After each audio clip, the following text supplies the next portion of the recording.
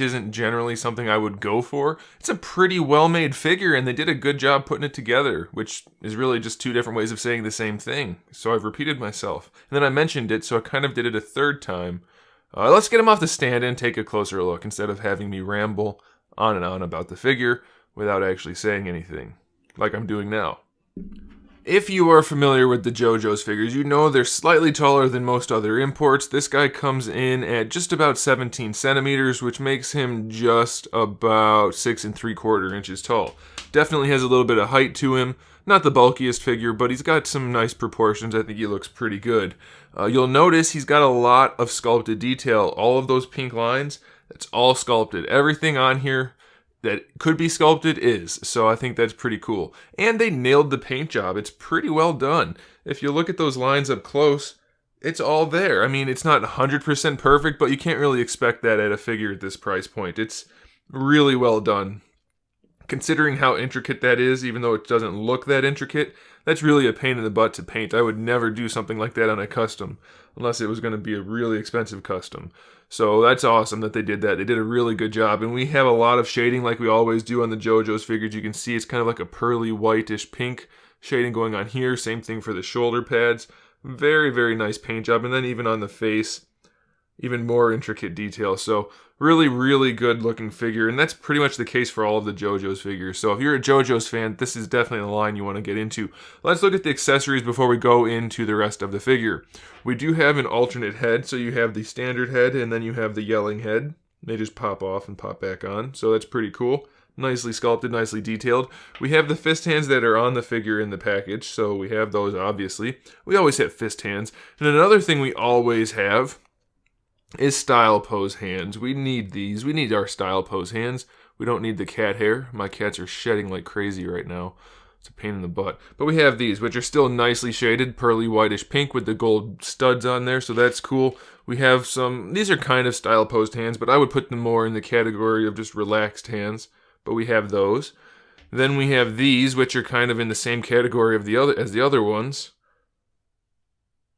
And they might be for more signature poses, I don't know. And then we also have these. So we have the pointing finger, which is kind of a staple of the JoJo's figures. And we have this one, which is a unique hand for this guy. It has a spear going through it, and you see it's sculpted to have torn glove and flesh. So that's pretty cool. Nice paintwork on there. Nice detail. Looks really nice. And then our last accessory is the display stand. We have the display stand that holds up the characters behind the figure if you want him there. So you can put him on the stand and those are there. Or you can take this whole apparatus off and put on our standard style display stage to hold up the figure. Unfortunately, you cannot do both, so that's a bit of a bummer. But it's still not too bad. It's nice that they included it. So let's talk about articulation. We already know it's sculpted well and painted well. Most of these figures have really nice articulation, and some of it's not as functional as we would like. But this guy, it's pretty much nice and functional, so that's a good thing. The head, ball pegs for the head and for the neck. I'm not sure. Sometimes the necks are just hinged, and I can't really tell if this one is. It doesn't move that much. It feels like it's a hinge, but it could be a ball peg. But the head itself is a ball peg, so you'll be able to move it around pretty well.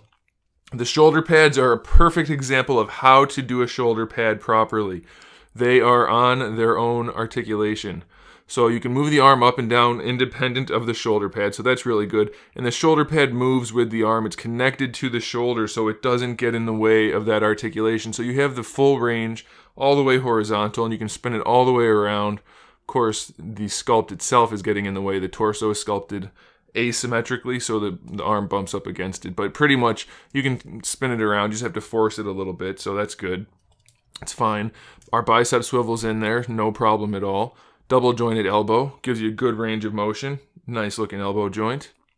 Technically, you can swivel the arm at the bicep and at the forearm.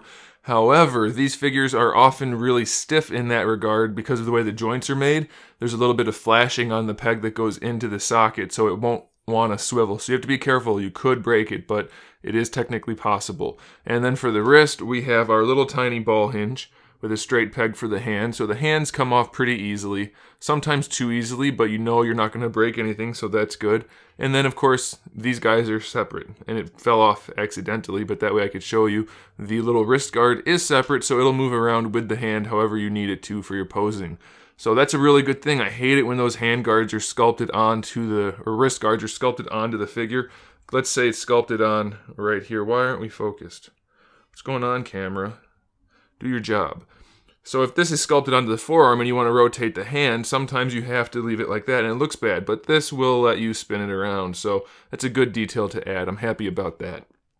For the torso, we have a ball peg at the top and a ball peg at the bottom, so you can move it around.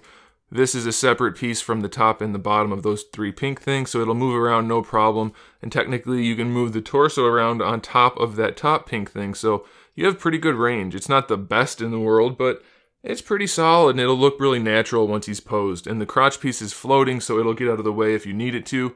The hips aren't the best. We just have a standard ball peg going into this socket, which means you can move the socket around this way all you want, no problem at all. However, out to the side is very limited, and that's not great. It's not terrible, but it's not great, so it could be a problem for some people.